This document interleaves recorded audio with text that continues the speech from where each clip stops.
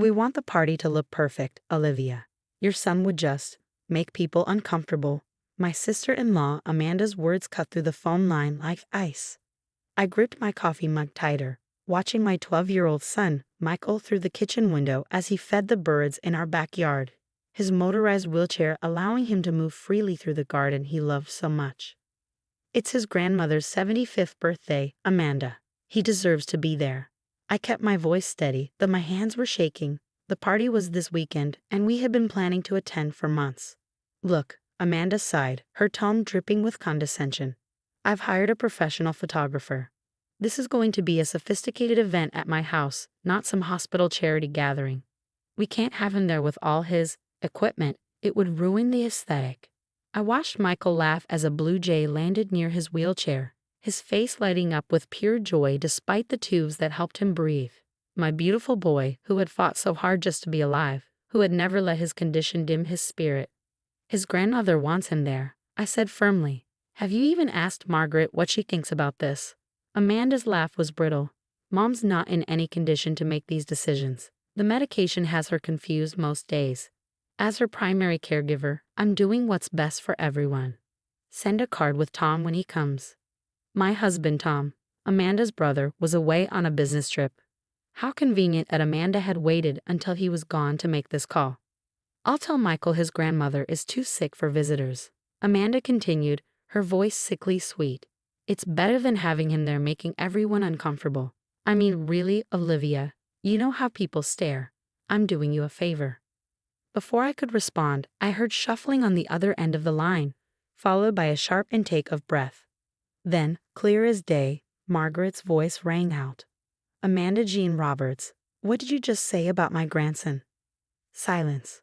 Then Margaret spoke again, her voice stronger than it had been in months. Give me that phone right now. Mom, you should be resting, Amanda protested, but Margaret wasn't having it. Olivia, are you still there, dear? Yes, Margaret, I'm here. You bring my precious Michael to this party. I don't care what anyone says. It's my birthday and I want all my grandchildren there. Her voice cracked slightly. And tell Michael his butterfly garden book is waiting for him. I got it specially. I felt tears prick my eyes. Margaret had always seen Michael for who he was. A bright, curious boy who loved nature and could name every butterfly species in North America. She had never treated him differently, never acted like his disability made him less worthy of love. Of course, Margaret. We'll be there. Amanda came back on the line, her voice tight with anger. Fine, bring him. But keep him in the corner or something. I don't want him in the main photos. I hung up without responding, my blood boiling. Through the window, I watched Michael carefully placing seeds in his bird feeder, his movements deliberate and precise despite the challenges his body presented. He was more normal than Amanda would ever be. The day of the party arrived, crisp and clear. I helped Michael put on his favorite blue shirt, the one that matched his eyes, and made sure all his equipment was properly secured to his wheelchair.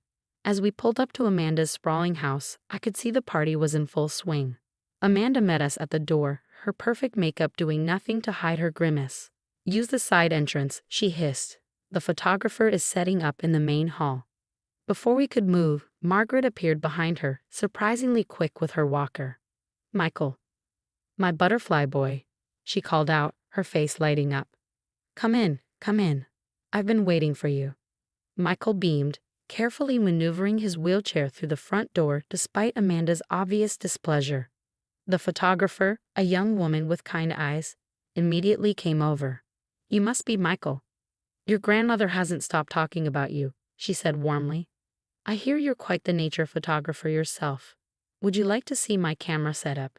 Amanda's face turned an interesting shade of red as the photographer spent the next 15 minutes showing Michael her equipment, genuinely interested in his own wildlife photos, ones he had taken from his wheelchair. The party progressed, and despite Amanda's attempts to keep us relegated to the corners, Margaret kept calling Michael to her side, proudly introducing him to everyone as her brilliant grandson who knows more about butterflies than that Nature Channel. I noticed Margaret seemed more tired than usual, but her eyes were sharp as she watched Amanda's behavior throughout the day. Several times I caught her making notes in a small notebook she kept in her pocket, her expression thoughtful. 2 weeks later, we received the call that changed everything. Margaret had passed away peacefully in her sleep. The call for the will reading came shortly after, with strict instructions that all family members must attend. None of us could have predicted what would happen next. The day of the will reading was overcast, matching the somber mood as we gathered in Mr. Peterson's law office. Amanda had positioned herself front and center, dressed in designer black as if starring in her own personal tragedy. She kept shooting pointed looks at Michael's wheelchair, which I had placed right beside my chair, clearly annoyed by the software of his breathing equipment. "We should do this quickly," she announced to the room. "All this medical machinery is disrupting the solemnity of the moment." Mr. Peterson, Margaret's lawyer for over 30 years, peered at Amanda over his reading glasses with barely concealed disapproval. "Actually, Mrs. Roberts, your mother was quite specific about wanting everyone comfortable and present for this reading. Shall we begin?" He pulled out a thick envelope, the seal unbroken. This one was updated 2 weeks ago, the day after Margaret's 75th birthday party. Amanda sat up straighter, a smug smile playing at her lips. As Margaret's primary caregiver, she had clearly been expecting the lion's share of the estate. "First," Mr. Peterson began, "to my daughter Amanda." He paused, adjusting his glasses. "I leave my collection of family photographs with the hope that you will finally learn to see the true beauty in all your family members, not just the ones who fit your narrow view of perfection." The smug smile slipped from Amanda's face. That's it. "To my son Tom," Mr. Peterson continued, nodding at my husband, "I leave my late husband's woodworking tools and workshop, knowing you'll continue the tradition of building beautiful things with patience and care." Tom squeezed my hand, tears in his eyes. He had spent countless hours in that workshop with his father as a boy.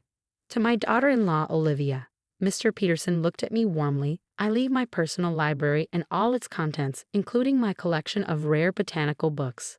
Your gentle spirit and fierce protection of those you love remind me so much of myself." I thought of all the afternoons I had spent with Margaret in that library, discussing books while Michael played nearby. She had taught me so much about standing firm in the face of prejudice. "And to my beloved grandson Michael," Mr. Peterson's voice softened as he turned to face my son, "I leave my house and grounds, including the greenhouse and gardens, along with a trust to maintain them. Your love of nature and ability to find beauty in every living thing has been one of my life's greatest joys." Michael's eyes widened in surprise and delight. The gardens had been his special place with his grandmother, where she had taught him about butterflies and plants from his wheelchair. "The remainder of my estate," Mr. Peterson continued, raising his voice slightly as Amanda began sputtering protests, "is to be divided into 2 portions. The first will establish a foundation for making public gardens more accessible to people with disabilities. The second will fund a butterfly conservation program to be overseen by Michael when he comes of age." Amanda shot to her feet. "This is ridiculous." She was confused, all those medications. "I took care of her. That house should be mine." Mr. Peterson calmly pulled out another envelope. Margaret anticipated this reaction. She asked me to read this letter in such an event. He cleared his throat and began to read. "My dearest family, if this letter is being read, it means Amanda is protesting my decisions. Let me be clear. I was perfectly sound of mind when making these choices. In fact, it was at my birthday party that I gained complete clarity. When I overheard Amanda trying to exclude Michael, when I watched her spend the entire party trying to hide him away, I realized she had lost sight of what truly matters. A family's perfection isn't found in photographs or appearances. It's found in the love we show each other, especially those who face life's greatest challenges." I've watched Michael face every obstacle with courage and joy, while Amanda has grown increasingly shallow and cold. The house and gardens will flourish under Michael's care because he understands what I've always known, that true beauty grows in the most unexpected places. The room fell silent except for the gentle whir of Michael's equipment. Amanda stood frozen, her face a mask of shock and fury. Mr. Peterson folded the letter and looked at her steadily. "The will is legally binding, Mrs. Roberts. Your mother had 2 separate doctors verify her mental competency the day she made these changes." Amanda turned to Tom, desperation in her eyes. "You can't let this happen. It's not fair." But Tom, my wonderful husband, who had been finding his voice lately, shook his head. "No, Amanda. What's not fair is how you've treated my son all these years. Mom made her choices, and I support them completely. As we prepared to leave the office, I caught sight of our reflection in the window. Michael in his wheelchair, surrounded by people who loved him exactly as he was. Amanda stood apart, her perfect image finally cracked, revealing the ugliness that had been there all along. The real estate paperwork would be drawn up next week. Soon, Michael's beloved butterfly garden would be his own, a legacy from the grandmother who had seen the true beauty of his soul. And Amanda? She had her photographs. Perfect images of a perfection that never really existed. I hoped that someday she'd learn to see beyond them. 1 month after the will reading, Michael and I stood at the entrance of his new garden. Spring was arriving, bringing with it the first butterflies of the season. The house behind us was undergoing accessibility renovations. Wider doorways, ramps, and specialized equipment were being installed in every room. Tom had taken charge of the project, determined to make every inch of his mother's home accessible for his son. Amanda hadn't spoken to any of us since the will reading, though we'd heard through relatives that she was reviewing her legal options. When we told Mr. Peterson, he had simply laughed, saying Margaret had made everything ironclad. "Look, Mom," Michael's excited voice drew my attention back to the present. A monarch butterfly had landed on his wheelchair's armrest, its orange wings catching the morning sun. Grandma always said they were good luck. As if to prove his point, more butterflies began arriving, drawn to the flowers Margaret had so carefully chosen and planted over the years. Michael knew every species by sight, rattling off their scientific names with enthusiasm. "Mrs. Mitchell," a voice called from the driveway. It was Sarah, the photographer from the birthday party. She smiled warmly as she approached. "I hope you don't mind me stopping by. I have something I think you should see." She pulled out an envelope containing photographs from Margaret's party. But these weren't the formal shots Amanda had demanded. These were candid moments, Margaret and Michael laughing together as they looked at a butterfly book, Michael showing another child how his wheelchair worked, the genuine joy on Margaret's face as she watched her grandson engage with other guests. "Your mother-in-law asked me to take these," Sarah explained. "She said sometimes the most beautiful pictures are the ones that capture real moments, not posed perfection." Tears welled in my eyes as I flipped through the photos.